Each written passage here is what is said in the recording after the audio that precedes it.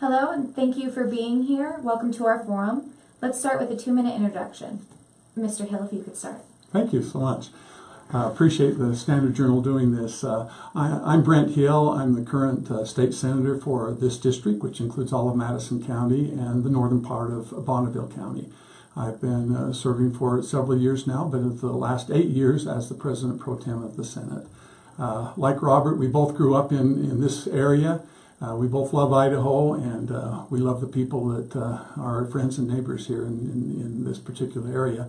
My wife and I have 4 sons, and we just had our 20th grandchild. And so we have an interest in Idaho and its education system and its economy and so forth. And it really has been a privilege and a humbling experience to be able to serve my friends and neighbors here in this area, and look forward to continuing to do so. Thank you very much. Thank you.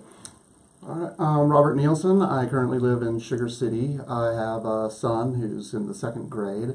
My wife, Jade, is currently attending BYUI, where she couldn't be here today. She had class. So my parents, they also own a small woodworking shop up in St. Anthony. It's been there since the mid-40s, so we have a really strong connection with, East Idaho and the community here. I'm running because I believe our community is great, and I want to keep moving us in a forward direction as we continue to grow.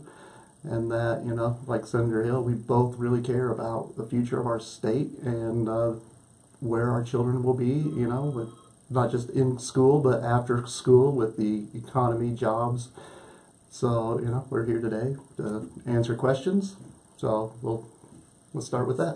Thank you. So let's just jump right in. Our forum will be no more than an hour long. I will ask a question that both of you will have the chance to answer, and you each get 1 2-minute rebuttal per question, but we can play this fast and loose. Okay. Governor Otter has endorsed Proposition 1 and says it will rejuvenate Idaho's diminished live horse racing industry. What are your thoughts on Proposition 1, and do you agree with the governor? Mr. Nielsen, we'll start with you this time. No, I do not support the Prop 1. The machines are basically slot machines, and our Idaho Constitution, it doesn't fit that code. So I'm not for it. I think a lot of the ads have been misleading when it comes down to it. Horse racing is already legal in Idaho. I would like to see, if they want to continue that tradition, some other ways of rejuvenating that. But when it comes to adding more gambling, I don't think that the community here wants that. I don't think a lot of the citizens want that. I just would rather see, no more gambling establishments in the state as far as what we already have now. Mr. Hill. Well, Governor Otter has long been a support of the instant horse racing, or as we call it, the slot machines there. But he and I agree on a lot of things, and we've been able to work together on a number of things. But this is one that we've been on opposite sides of the issue on for many years. In fact, when the legislature repealed instant horse racing, the governor tried to veto our repeal, but did so unsuccessfully. And so he has a vested interest here, and he has friends that are concerned about this, and I respect that. At the same time, the reason the legislature repealed this is because they felt very, very sincerely that it was unconstitutional based on our Idaho Constitution, which says that even the horse racing is legal, and we support that, certainly don't want to hurt the horse racing industry in any way, even though that is legal, it says that any imitation or simulation of any kind of casino gambling, including slot machines, is against the Constitution. So as our Attorney General has very clearly stated, even if this passes, it's going to end up in our Idaho Supreme Court, and that's where it'll be decided. I'm pretty confident that the Supreme Court is going to say, hey, you can't walk into one of those casinos that they've set up and look at those machines and think they're not at least a simulation or an imitation of a slot machine. It's unconstitutional, and it's inappropriate for us to be looking at that. Thank you. I agree with Senator Hill says. The other aspect is how to regulate it. You're going to have to add a whole new branch to go out and check these machines, make sure they're operating in a legal fashion. And where are we going to put? Is it going to be part of our lottery that's doing that, or do we have to have a whole new bureau? We have other issues, and this is one of those things. I think we both strongly agree that it's not for Idaho. So, thank you. So Idaho Christians and other faith leaders announced their support for Proposition 2. What are your thoughts about Proposition 2, and if it doesn't pass on Election Day, what changes would you support during the next legislative session to help those, quote, 62,000 Idahoans that currently fall through the health care coverage gap? If it does not pass, is that was what your question was? Okay. Who you want to start with here? Let's start with you. Okay, good. Well, you know, we have a law now that is so inappropriate. The Affordable Care Act wasn't designed to be this way originally, but what we end up with is people at the high end of the scale, and I don't mean really large wage earners, but up to 400% of the poverty level in the United States qualify for subsidies on helping to pay for their health insurance. However, those under 100%, the most vulnerable, the ones who really do need the help, are ending up with no help at all. Congress could fix this, but Congress refuses to fix it, and so it leaves it up to the states to try to take something that is mismatched and inappropriate and try to make the best out of it that we can. There are good people on both sides of Proposition 2, make no mistake about that. But I think there is a better way. And so, I don't support Proposition 2, but again, I don't blame people who do because they're frustrated with the legislature that has failed to take action on that. However, as the question is, if it does fail, what can we do? Well, I think there are better alternatives, even than Proposition 2. I think that last year, as we looked at a dual waiver system to try to keep it in the private sector rather than turning it over to the government, to put together some high-risk pools to put those high-risk diseases in those to help keep premiums down for the rest of us, and to make sure that those people in the gap do have access to health insurance, but again, keeping it in the private sector, helping them similar to the way we do on the exchange for those with higher incomes, where they purchase the health insurance, but they get subsidies in order to help them pay for those if they so need those. So I'm opposed to Proposition 2 as it is, but not because I am opposed to doing anything. I think all of us care about those people that are in need of health care and just plain can't afford it. And quite frankly, 2/3 of those people that are in the gap, they are working people that are not just talking working. They have at least working full-time jobs, 40 hours a week or more in order to make ends meet. So these are not deadbeats, as some people try to portray them as. These are good people that need some help. And so I am concerned about those, but I think there is a better way. And I'm not ready to give up on the legislature. I think we can still make that work. Mr. Nielsen. As I stated before, I am for Proposition 2. We really need to get those people in the gap some form of coverage. Whether or not that passes, I do feel strongly that it probably will, but in the case that it doesn't, we really need to start looking at, different ways of covering them.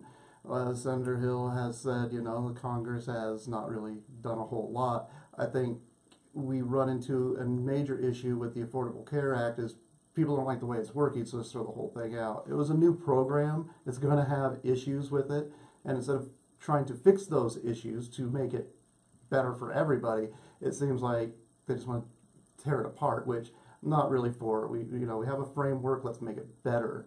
But as Senator Hill stated, it's not really happening at our national level. So it comes down to the states on what they want to do. You have these people that are making good jobs, but they're paying a ton of money just to get coverage for their children. That I think is wrong. It is. There are solutions out there. I'm not an expert in insurance. Maybe the private sector can fix that.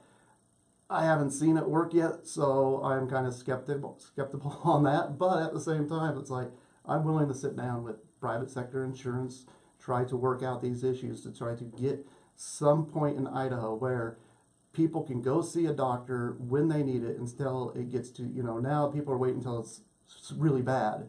And then they go to the emergency room. And if they can't afford to pay it, then it just comes back, we end up paying for it anyway. So I want to see working families, when they get sick, be able to go to the doctor so they can get better and keep on being productive and moving their families forward instead of worrying that they can't go see a doctor. It's going to cost them $600-700 for, whatever their ailment is at the time. We need to make sure we support our working families so that they can continue, as I said, be productive, move forward. Do I have all the answers on if Prop 2 doesn't pass? No, I don't. But am I willing to seek out those answers and talk to many different people? Absolutely. Because this is a very important, topic. It's a very important issue to many, many people. In this area, especially Rexburg, we do have the college up there. You have a lot of married families that have young children who are trying to better themselves by going to school and working. And if they get sick and have to leave one of those things, they could lose on getting their degree on time, or they can have to choose from, degree or job. No, we need to make sure that we're propping those people up too to move forward. And I think Prop 2 is a good start when it comes to that. Thank you. Just a quick follow-up. Did either one of you support the repeal of Obamacare? No. What were your thoughts? That's a simple no on that. Because the framework that they were trying to just repeal everything is, I don't think it is a bad piece of legislation. I think there's problems with it that need to be fixed, but a complete toss out of major components of it, let's see if we can fix those first. If they can't be fixed, then obviously we can't just keep doing it. And, then we get rid of it. But I got this impression of it was not working, get rid of it. We'll take this out, we'll take that out. People want their health care. There's a lot of people that have stand up, even that were against it, that now have health care that don't want to lose that. So, yeah, it's not a perfect set of law, but they need to stop fighting between the parties and work on real solutions to it instead of just throw your hands up in the air. Mr. Hill. Well, just a caveat to that, of course, we didn't get to vote on that. That was a federal issue, and you're asking if we supported the concept there, of course. What the rhetoric was is we were going to repeal and replace. And there seemed to be a void there as far as what the replacement was going to be. And so it's hard to say whether you support the repeal if you don't know what the replacement is. At the same time, there was a certain stigma, particularly among the Republican Party members, that went with the Affordable Care Act. And so to expect them to tweak it and make it better and so forth, I think is a little unrealistic. And from that standpoint, it would have been better to start over, take the lessons we learned from the Affordable Care Act as well as other principles that are involved there and come up with something better. But that's the replace part that we never got to. Okay, thank you. Thank you.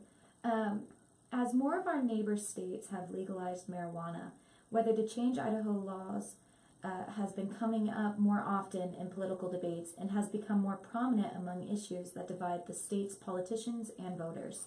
What are your thoughts on the changing laws in our country, and will Idaho continue to be an island as more states vote to change? Do you support any change in the medical or recreational use of marijuana in Idaho? You want this? I could go on that one. I do support legalizing medical marijuana. I do like the pattern that states have done where the recreation side has been on the ballot and that's the people's choice. Do I support really legalizing it for recreation? No, my personal beliefs say no. But on a ballot, that's out of my hands. But on the medical side, we have an issue with the opiate epidemic, and I feel that medical marijuana can be a safer alternative. What I don't want to see in Idaho is doctors freely prescribing it for all sorts of ailments that can be, helped other ways. We've seen that in California where it was really easy to get a card for who knows what conditions that weren't serious enough. But, cancer, epilepsy, those things have been shown that helps. And I think Idaho has good moral values when it comes to, drugs in general. So having a good framework, Utah has, they've worked on a very good framework, even though they're going to put it up, on the ballot this November. But yeah, I think there is a place for it in Idaho. I think that people do want it in Idaho, but I think they want a good regulation of it as well, not just a free-for-all. Thank you. Mr. Hill? Well, I appreciate the efforts to try to regulate it if it were to become law. But no, I do not favor medical marijuana in Idaho, and you won't find that in the legislature either. That's not going to pass the legislature. It's going to pass the way it has in other states if it gets any traction, and that's through a citizen initiative. legislatures across the country have not been going out and passing laws to permit either medical or recreational marijuana. It's been the big backers with the big money that take it to the people and do a lot of advertising and get the sympathy and the support to try to get that passed at the citizen level. And so if it comes to Idaho, which is kind of an easy target now with being an island, as you say here, I'm sure that it will be coming up, but no, I'm opposed to that. Just to put in a plug, Drug Free Idaho, the site drugfreeidaho.org. On there, the first web page there is you have access to a film called Chronic State. And it's mainly about Colorado, but it talks about medical marijuana as well as recreational marijuana and some of the problems. And Robert brings up a good point with the opioids. However, there's a lot of research left out there to be done, but what the research is showing now that the use of marijuana actually use the same receptors in the brain as opioids, and so even though there may be some that are using marijuana instead of opioids, if they start using marijuana and then do use opioids, the science shows that they're probably more likely to become addicted to those opioids more quickly. And so there's just a lot of things that we need to consider there. But simple answer to your question is I do not support medical or recreational marijuana in the state of Idaho. Thank you. I just have, just a quick thing, the brain receptors, that's usually most pain medications do affect those same receptors. But my personal feeling is opioids have a higher risk of overdose and death versus medical marijuana, which has a very low. I would rather have the opportunity to give someone help that is addicted to a substance that is not going to cause them death as soon as the opioids. So my general is that it's safer and it gives us time for those people that have addiction problems to get them help and off of drugs and a better way of life. So that's one of our major differences. Thank you. Just one other comment on that. Again, the science is showing. People say, marijuana is not even addictive. Well, that's a misnomer as well. About 1 in 4 marijuana users do become addicted to it, and so. But there are other things that are addictive too, including opioids and so forth. So let's look at it from a scientific standpoint, not strictly an emotional standpoint or a pleasure standpoint. But again, we're not ready for that in Idaho, and I hope we're never ready for it. Thank you. Do you think there needs to be stricter laws with our neighboring states, some of them legalizing recreational? There's a lot more drug stops, it seems like, of people taking drugs through Idaho. Do you think there needs to be any change in laws to help keep that from happening? By them or by us? By us. Well, by us, no. I think people have got to understand, and they will as time goes on, that you just can't come into Idaho and just because it was legal in another state, bring it into Idaho and decide that it's legal. That's not true with anything else. We have different rules for instance, concealed weapons and things like that. People are going to have to school themselves that just because something is legal in another state does not make it legal in Idaho. And I think they'll catch on to that pretty soon, especially if we continue to enforce it. Yeah, I do agree with Senator Hill on that. I mean, one of the big things is that it's still illegal in all 50 states federally. So you get stopped by a U.S. Marshal, which they don't really make, but if you have interactions with them, you have it. Yeah, you can get federal crimes off of that. So that is best left up to the federal government because that is their law that they're enforcing. And I agree with Senator Hill. Like, our laws are pretty good here. We have a very low crime rate. Education on people, knowing you can't go across state lines. Doesn't matter if you have a card, a prescription, any of that stuff. You will, face serious federal charges for doing that. And so it is mainly an educational standpoint of people knowing what the laws are, and that even in their home state that has this legalized, that you could still face punishments. There are still things that affect, like disability. Disability is a federal program, and they do not recognize that as a treatment. So there's a lot of false information that people need to be really educated on whether this treatment is for them, and kind of go from there. It's education. Thank you. It has been reported that teachers are coming to Idaho for their education and then leaving the state when higher paying jobs are offered to them from states like Washington. If elected, what will you do to help the teacher shortage?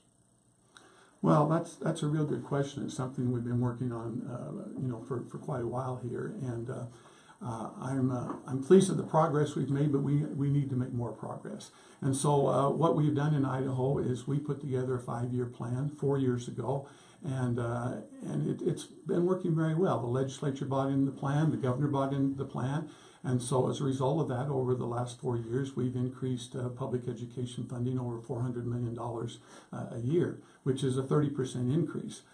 There aren't other states that are looking at that kind of increase. Now, we had a low starting point, okay? And so sometimes it is difficult to compete with some other states. Our cost of living is also lower in Idaho, and probably newspaper reporters make less here in Idaho than they do in Washington as well.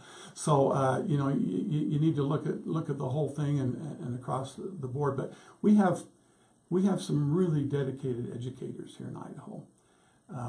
But they need to make a living wage too. They've got to take care of their families as well as our kids, and they need to take care of their own kids financially. And so we need to look at helping to buoy that up, to continue to increase that compensation, as well as other areas of public education. Now, Robert and I have talked a little bit about this. There's more than just money involved here. There's showing respect for the teachers themselves. It's listening to what their concerns are, and helping to try to make our whole educational system better. And that's not only increasing compensation for teachers. I understand in my talks with superintendents and principals around, we're having much less of a problem with teachers going out of state and looking for jobs elsewhere than we had even 3 or 4 years ago. So I think it's getting better. Are we there yet? No, but that's an important issue, and public education is a very important issue to me, and I think that people in our district. So it's something I hope we can continue to work on, and that's what I'll be pushing. Thank you. Yeah, this one's a really big topic for me. I have, like I said, I have a second grader, so when I like that I like the ideas of doing the long-term plans. That's absolutely necessary. Short-term is where I get really kind of frustrated. 5 years, my son's going to be 14, and we have kids in high school now. There's been a couple reports about the push for getting high schoolers onto a higher education. We wanted a 60%, but we're far below that, and we've moved that date from 2020, I think, to 2025. So I get this kind of anxiety almost for those kids that are in high school now on what their aspects are going to be. When it comes to teachers going away, I've talked to quite a few of them. Some have been retiring early because they feel like the system's not listening to them or their ideas. Some of the younger ones they are frustrated, and they have this prospect of having a better paid job, and they go for it. So teacher retention in a state needs to be really, that needs to be one of the top priorities of how do we keep the teachers. Pay increase is a very good start, but as and Senator talked about before, it's not just about money. It is listening. The policies we have basically cover the whole state, but we have these rural communities, and we have bigger, like Ada County is almost like a state in their own with the way their education is, versus some of our small little towns. So having more control at the district level when it comes to how they spend their funding is, I think, a very good start, because they will know their students better. They'll know the needs of their students in their school. So being able to kind of tweak their programs in order to get the best successful outcome, I think, is very important. Listening to teachers and their ideas. Get away from the top-down approach and start bottom-up. What has worked for teachers? What hasn't worked for teachers? When people feel like they're being listened to in their job and feel like they're making a difference in their job, they're more apt to stay because they have this connection to policy. Teachers I've talked to, they kind of feel like they're being treated like this is a part-time job, and they don't want that. They want to be treated as professionals, which they are. They have one of the most important jobs out there, educating our children. And with better education comes better economy, more prospect of companies coming in that have better paying jobs. We have this, lower crime rates. Education is the key to so many issues that we have out there. and this is just something that, you know, I have a severe sense of urgency for. We need to look at the way we're spending, look at the way different schools are getting funded, and see how we can make it so that if you live in a small community like Sugar City, you're going to have the same education quality as you do in Ada County, which has a lot more, you know, funding and things like that. So I like to have a system no matter where you live, you're going to get a quality education, and that if your kid wants to go on to college or they want to have, you know, get technical, you know, certificate, that we have things in place that will ensure that they'll be able to go on. You know, that higher education is super important too. You know, just a high school diploma is just not enough in our day and age. We know we need to start pushing more of the associates, more programs in schools to get those credits in. And, you know, when you have these type of programs that are going to support kids in long-term things, I think the teachers will look at that. And if they had a say in how that's implemented, I think they'll look, you know, before going to another state, that they had a huge impact here. And, you know, dedication, like they said, that's good. More dedication and more input is, I think, going to really help, as long as a better pay rate. Thank you. I just mentioned, I think we've done a pretty good job of involving educators in the policy making within the state of Idaho, probably better than most other states, and certainly better in the last 10 years than what it was before. The governor's put together task forces and involved superintendents and administrators and teachers and staff people and so forth in order to get input and to try to come up with solutions that will help the schools individually. We believe very strongly in local control. And that is frustrating to some people because they come to us sometimes and, well, I want us to do this in our schools. No, that's up to the school boards. They're elected officials, and we delegate a huge amount of authority to those local officials to help make those decisions, because every school district is different. Every school is different. Every classroom is different. And we've got to be able to adopt to those things. But as Robert said, if you want to have the same quality of school system throughout the state, you do need some statewide standards that you look at. There's our citizenry is very mobile now. And so if somebody moves from Idaho Falls School District to the Madison School District, they ought to be able to go into that class and be able to have the same skills in order to go on from whatever level they're going at. So there needs to be some coordination at the state level, some standards set at the state level, but I agree, the actual control and how they achieve those standards needs to be determined at the local level. But I don't think it's as bad of a top-down approach as maybe it was a few years ago or what it is in other states. I think we're doing a pretty good job with that. I know. Different perspectives, different ideas. Yeah. Thank you. So school safety has been a topic of debate for a while now. And it came close to home when an officer was shot near a Firth versus South Fremont soccer game in late September. If elected, what will you do to keep Idaho's children and their schools safe? Let's start with Mr. Hill. Okay.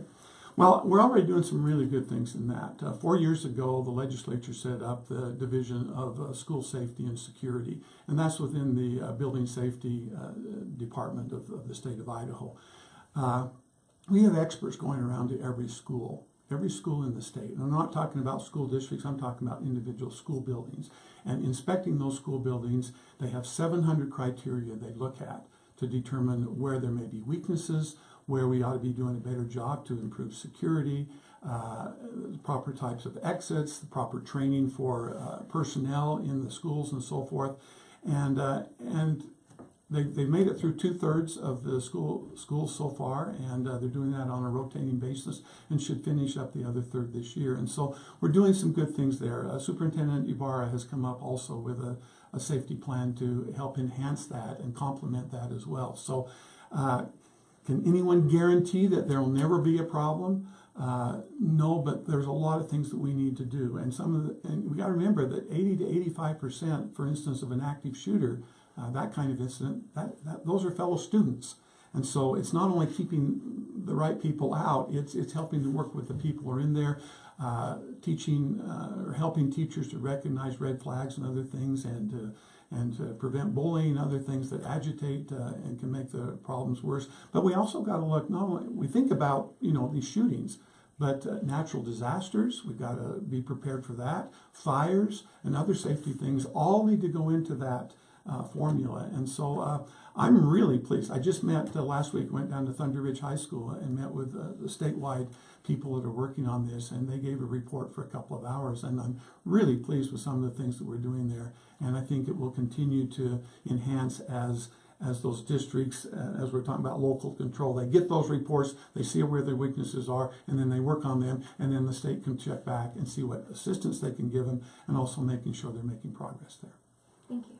Yeah, this one has so many different facets to it when it comes to school safety. You have the building security. I really hesitate having our schools look almost like prisons, Yeah. which that's not a good environment to educate our kids. But at the same time, we do have a couple schools that are working on, having a single button to lock doors instead of some of our rules, you have to go outside and lock it. That's unacceptable. They have to have that control in the office to do automatic, lockdown. We had an incident up in Sugar City, I think it was last year, where it wasn't really, it was kind of a false alarm, but they ended up doing a lockdown at the school. One of the things that really bothered me was there were children that were showing up to the later kindergarten class that were locked outside, and the teachers wouldn't let them in, which they were following the guidelines, you do not open the door. That bothered me because some of those kids, the parents didn't know what was happening, and they dropped their kids off and left. And they did start letting kids in once they realized, like, hey, that's not, So they did correct it, but it was that few seconds of hesitation which it bothered me to no end. And that was, again, it was a mistake, and they have corrected those things. They realized what it was, but when it comes down to school safety, Senator Hill said it's a lot of times the shootings are from students. It goes into our health care, good mental health. Sane people don't go into schools and shoot them up. It's just not the way it works.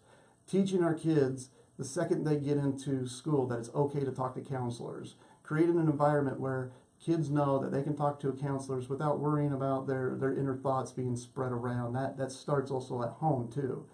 But that early education of being able to talk to counselors, to talk to teachers, and create an environment where if someone feels that they're being threatened somehow, that we have good guidelines on how to rectify that without embarrassing also the other party. That's one thing that we kind of forget, that a lot of times with bullies, if they get caught, it could aggravate them more. So we need to work on how do we work with those students that are doing the bullying on a positive approach, so that they're not embarrassed or they're not angry even more, that there's tools out there to help them with that issue too. But that counseling early on, knowing that a first grader can go in if they have an issue at home or just an issue on the playground, someone that they can talk to, it's okay, and no one's going to stigmatize them for talking. There's so many different facets, like I said, but the mental health, recognizing it, almost all of these school shootings, there's been red flags. That last one we had in Parkland, people were saying they voted that individual most likely to do school shooting. Where was the interaction early on? When teachers started noticing that there was an issue. Problem is that teachers aren't trained and they're not counselors. They do their best, by sure. So we need to look at how can we give those tools to the different school districts, so that we have highly trained professionals that are there that can take over when a teacher or a student has a concern and put it into the right channel, instead of leaving it to people that are, being a teacher as hectic as it is. You have all these students that you're trying to keep after. They simply don't have the time in their day when they have all these other jobs. So having really good professionals at each district that's willing, that can come in and in a compassionate way talk to students, even students that don't have problems, just having interviews, interactions, throughout the year, just to know that help is there. Thank you, Mr. I'm fine. Okay. There have been some concerns about our state's prisons. Some have called them overcrowded. In an article from the Associated Press, it states that top officials from the Idaho Department of Corrections have asked for a 20% increase in budget last August. If elected, what will you do about this? And how will you help those who are incarcerated and those who are being set free? Yes, sir. Yeah, that is a problem. I've seen these reports of that we're trying to do $500 million for a new prison system. The mandatory sentencings need to be looked at and really gone through. There's a lot of these minor drug offense and nonviolent crimes that these people can be rehabilitated, and that's either education, that's drug addiction programs. There's these other steps we could take. We have some of the strictest laws. We have low crime, but just putting people in jail and spending money to house people is not, I think, a successful way. We are talking about sending prisoners, I think, to Texas, if I remember correctly. That's a huge cost to us. Having private prisons, that's a huge cost as well. Having control at the state level of all of our prisons and correctional facilities, I think, is a good thing. I've seen other states where they get penalized if they don't have a population in their prisons like 97%, millions of dollars in penalties. That's not good either. So being able to have judges fit the punishment to the crime instead of having a guideline that says, nope, you did this minor offense, you get 6 months. If the judge feels there's another program that they can go into that's going to keep them and give a better prospect for that individual, let's do that, because people make mistakes. People can be rehabilitated, and let's leave those mandatory sentences for our most severe crimes that we have. Instead of worrying about some of these severe crimes, people just kind of like, well, we don't really have a place for them, we'll try another program. Well, some of those crimes, they definitely don't need to be on the street. So it's a whole look at our justice system of giving control back to our judges and having programs to get people help. Thank you. Mr. One of the advantages of being in the legislature is that I can go to the prisons anytime I want. I can have unsupervised visits with some of the inmates, with guards, with staff, other things like that, and they actually let me back out again. But anyway, I visit the prisons on a regular basis, and I talk to some of the offenders there and talk about the conditions and how the prison system's working and what their concerns are and what is getting better, what's getting worse, and so forth. And that's been quite revealing over the years. Our prisons are overcrowded. Consequently, we have had from time to time, and right now have inmates that are out of state, being housed out of state.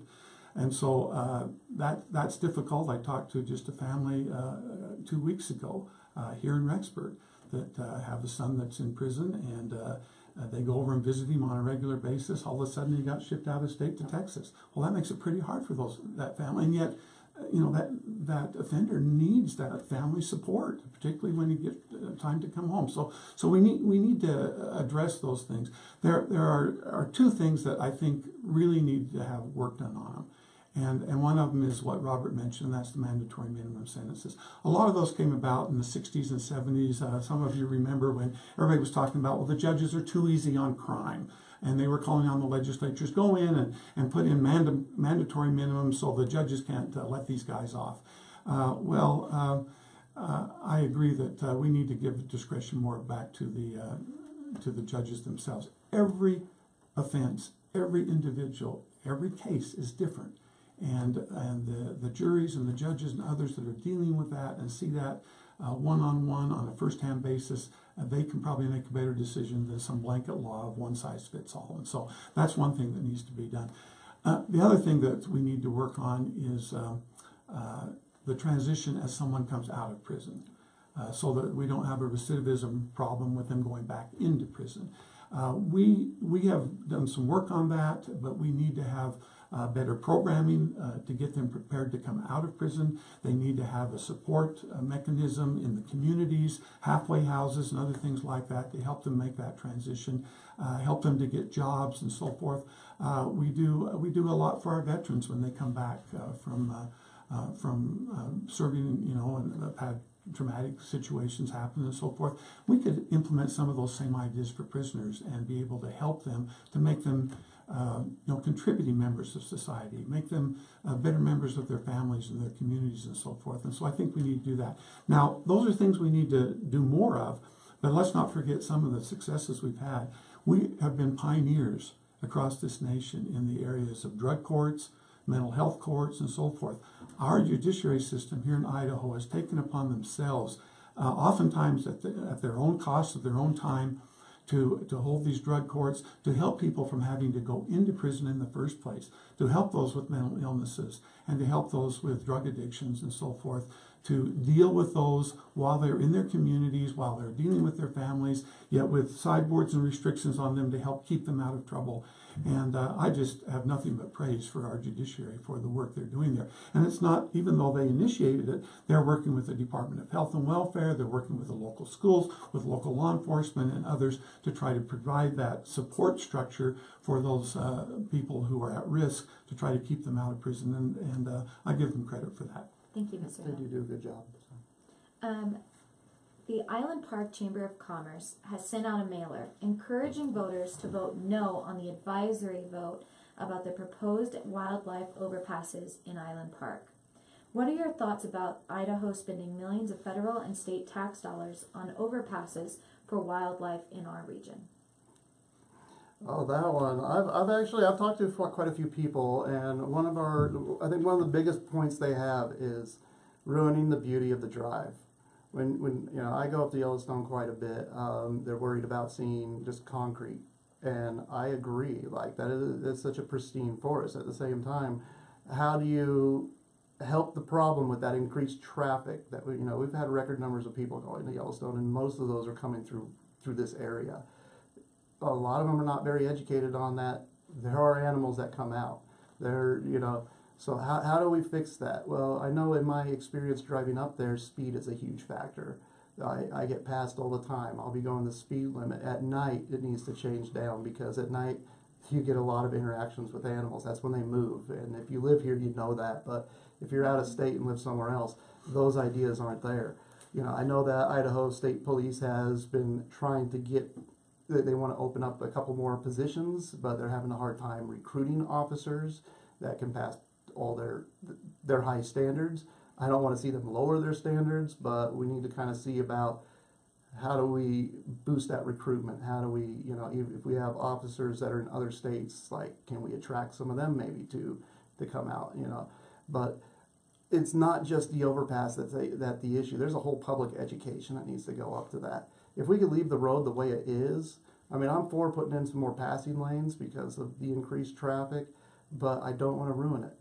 So, increasing police activity up there, veritable speed signs could help when conditions are outside of, Idaho Falls and I-15. They do have veritable speed signs, which I think is actually in this area of Idaho a very good thing because of changing weather conditions. People just go whatever the speed.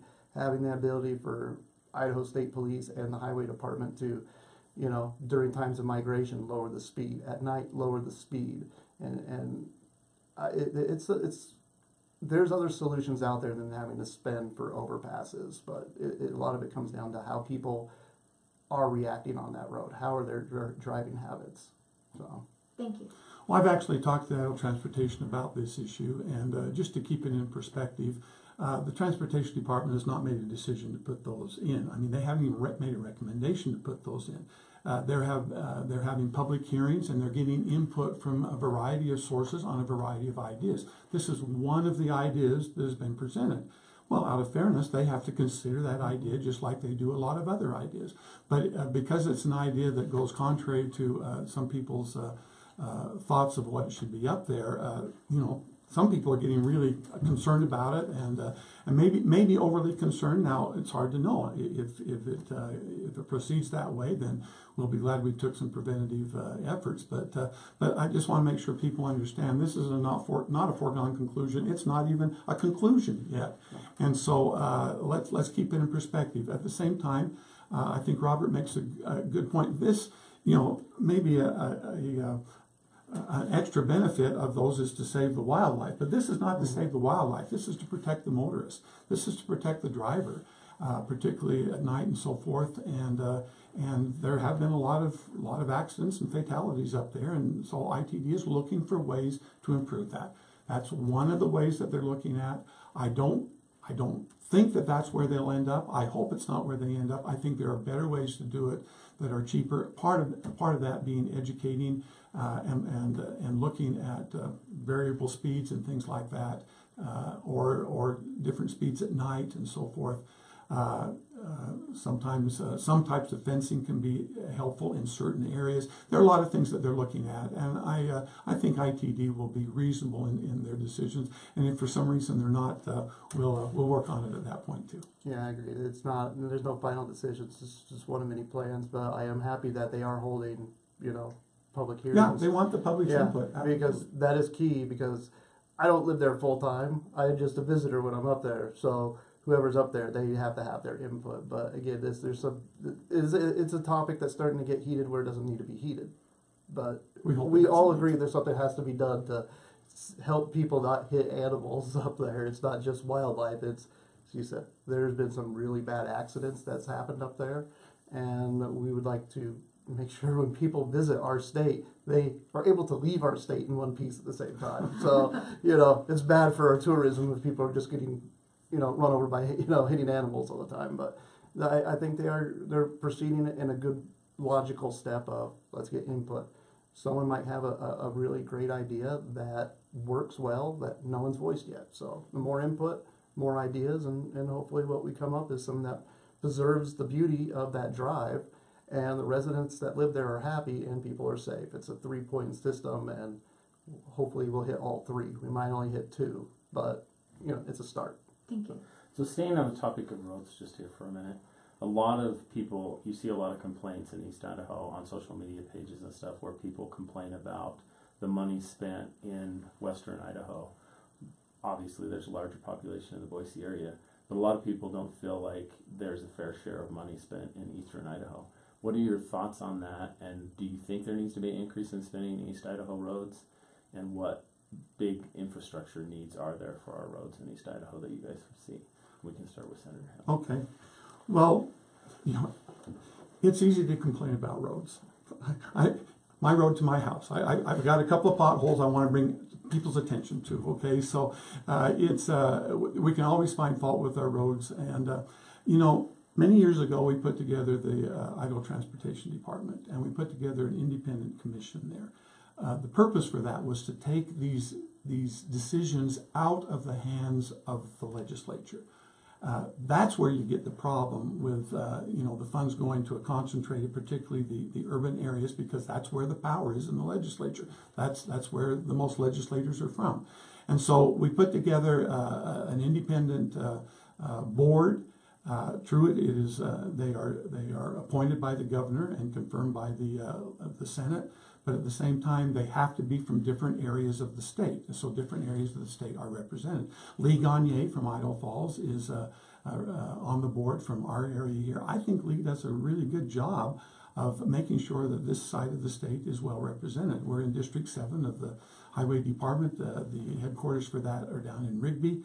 I go down for meetings with them periodically, working with them, and they have some good things that they're doing there. Now, at the same time, the Idaho Transportation Department has put together a 10-year plan and a 5-year plan. It's called the STIP program, and anyone can look down and see what the priorities are. And just like they're doing with the overpasses, they take public input and so forth.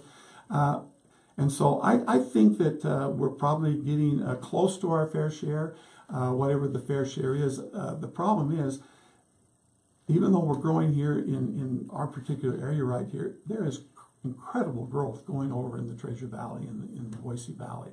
I mean, you drive over there are cranes everywhere, and the traffic is a real problem. And again, accidents, fatalities, commute time, things like that. It's pretty easy to sit here and criticize the money we're spending on roads over there, but quite frankly, I think we need to look at the state as a whole, and I think that we do need to defend our needs here in eastern Idaho, and we do have some needs. Our needs, though, need to be concentrated with the limited funds we have, probably on maintaining and improving the roads that we already have. I don't think the first line of defense should be go out and to build new roads.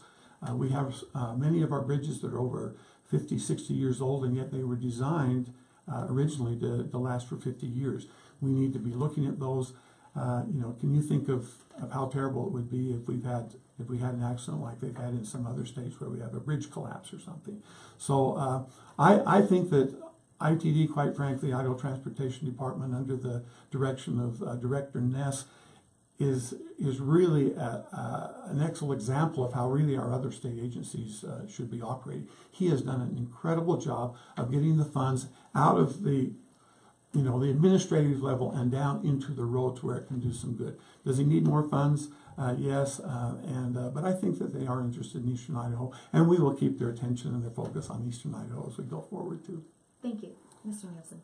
I can't remember. It was several years back when they had the bridge collapse in Minnesota, and we were pretty proactive. We got a report out, on our bridges, which wasn't very favorable because, as Senator Hill said, a lot of them were 50-year bridges. We've already hit that mark.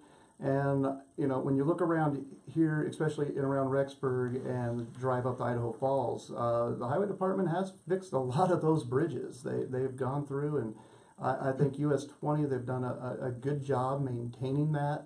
There's really never a problem on that road that lasts for too long before they get involved. One of the major issues we have, especially in Rexburg, is the influx of the college population. We have summers where we have a lower population and then it balloons out. So we're going to have these massive problems just all of a sudden, when they're not here and we're just having a regular tourist season, it's kind of nice driving around. Things are getting fixed and all that. As soon as the population, they're limited because of the extra traffic. And so I think they are focused.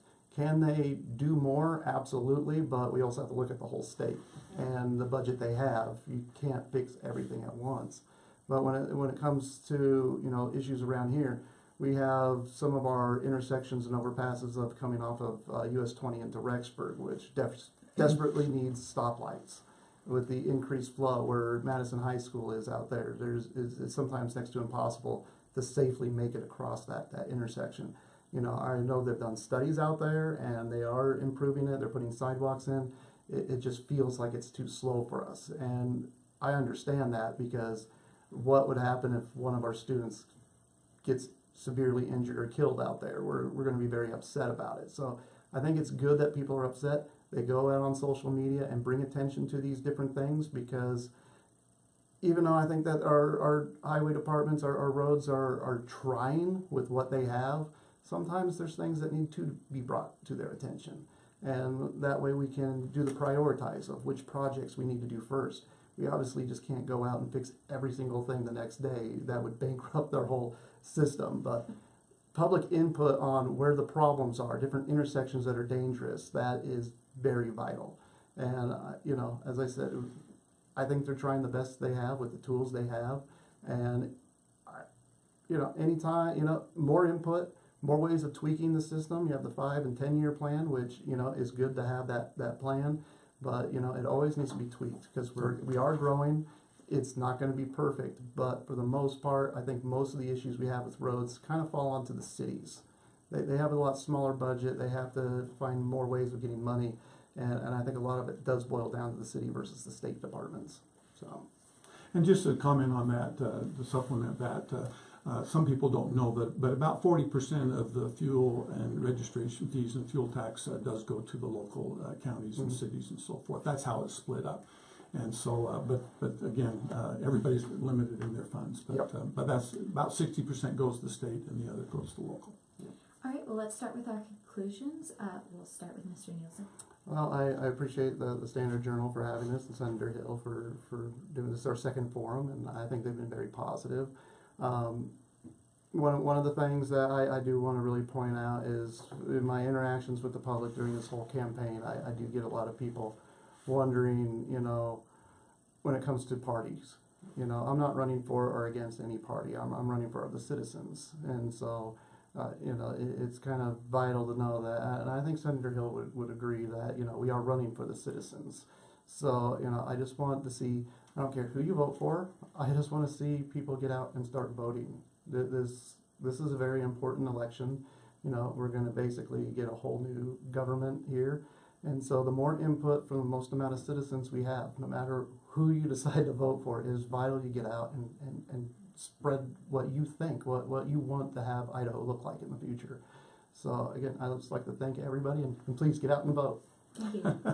Well, I'm going to have a similar message. Only about 27% of the registered voters voted in the primary election in May. And you know, I'd like to encourage people to get involved and get feel that civic responsibility as well as opportunity that it is. And so, but I too want to thank the Standard Journal for doing this. This is a big commitment on their part of time and resources, and for Robert. I think we've run a very positive campaign, and I've been very appreciative because we need to focus on the issues, and I think that's what we've tried to do. But it truly has been an honor to serve, and it is an honor. Probably the biggest surprise I found when I first got over the legislature was, you know, those people over there serving were not bad people. They were sincere in making significant sacrifices in most cases to make this a better place to live, to raise our families, to do business. And we may disagree sometimes on the best way to do that. But I seldom question people's motives because I find real dedicated people, and that's true regardless of whether they're from the Panhandle or from Eastern Idaho or the Treasure Valley. It's true regardless of what party they belong to. They are dedicated people, and we need to work together. We need to do it civilly. We need to do it professionally, because that's how we get things accomplished. That's how we do the people's business, is working together in order to make those things work, and using each other's good ideas and being respectful of one another, as well as respectful to the public and soliciting input. We are a citizen legislature. We want your input. We want to know what your ideas are, what your concerns are, what your frustrations, and what you think our successes are. It helps us to better govern, and welcome your input anytime. Thank you very much for having us here today. Thank you both for your time, and we wish you good luck in November. Thank you very much.